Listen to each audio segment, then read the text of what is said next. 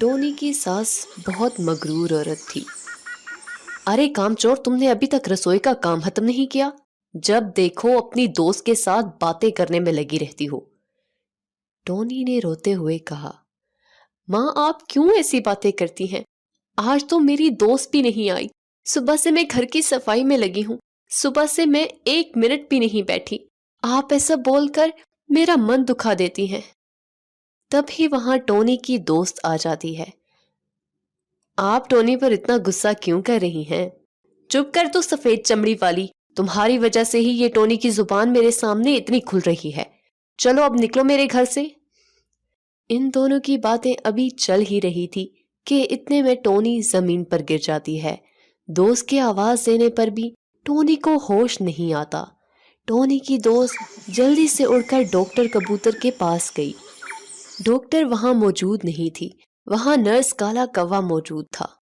मेरी दोस्त की तबीयत बहुत खराब है, इसलिए मैं डॉक्टर के पास आई थी। क्या तुम मेरे साथ चलकर मेरी दोस्त को देखोगे? जी जरूर चलें। काला कौवा ने टोनी चिड़िया को देखा और बोला, परेशान होने की कोई बात नहीं, टोनी माँ बनने वाली है। ये सुनकर टोनी की दोस्त बहुत खुश होती है। ये बात टोनी की सास से बर्दाश्त नहीं होती। टोनी को अब आराम की जरूरत है, ये बोलकर कौवा वहां से चला जाता है। कुछ देर के बाद टोनी चिड़िया को होश आया। मुझे क्या हुआ था? तुम्हारे लिए खुशखबरी है, तुम माँ बनने वाली हो। अब तुम्हें घर का कोई काम करने की जरूरत नहीं। अब तुमने बस आराम ही करना है। ऐसा बोलकर टोनी चिड़िया की दोस्त वहां से चली गई। टोनी, अगर जिस दिन तुम अपनी दोस्त की बातें मानने लगी वो दिन तुम्हारा इस घर में आखिरी होगा। डॉक्टर के कहने के बावजूद टोनी की सास टोनी से सारा घर का काम करवाती। टोनी रोज रोती थी कि इसका पति वापस कब आएगा और इसकी खुशियां कब वापस लौटेंगी।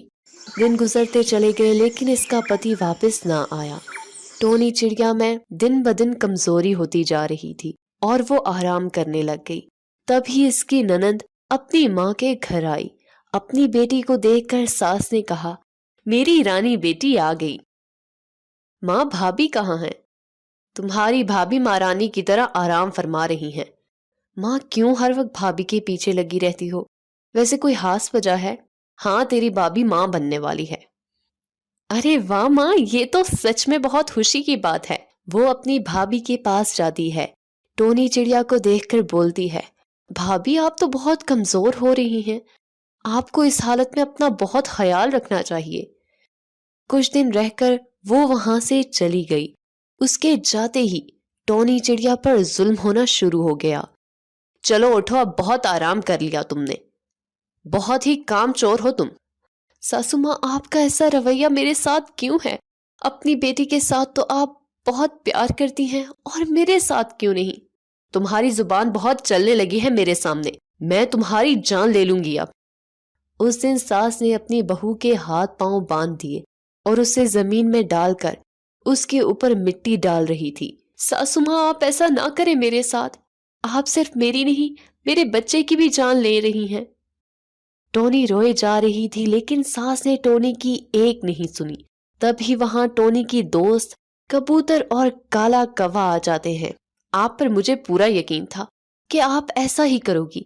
मैं तुम्हारी हर चाल पर नजर रख रही थी। तुम्हारा ये मगरूर चेहरा मैं सबके सामने लाना चाहती थी। टोनी की सास सबके सामने शर्मिंदा हुई और बिना कुछ बोले वहां से चली गई। सही वक्त पर सबके आ जाने और टोनी की जान बचाने पर टोनी ने सबका शुक्रिया अदा किया। उन्होंने टोनी को हिम्मत से काम लेने का कहा। फिर सब वहां से चले गए। टोनी की सास वापस घर नहीं आई। टोनी की सास का चेहरा सबके सामने आने पर उसने खुदकुशी कर ली। टोनी को इस बात का बहुत दुख हुआ। कुछ महीने गुजर जाने के बाद टोनी ने एक बच्चे को जन्म दिया और इसका पति और ससुर भी घर वापस लौट आए। तभी कबूतर और काला कौवा ने आकर सारी सच्चाई इन्हें बता दी। अपनी माँ की इस हरकत पर उन्हें भी बहुत शर्मिंदगी हुई। टोनी के पति और ससुर ने टोनी की सास की वजह से टोनी से माफी मांगी और सब हंसी खुशी मिलकर रहने लग गए।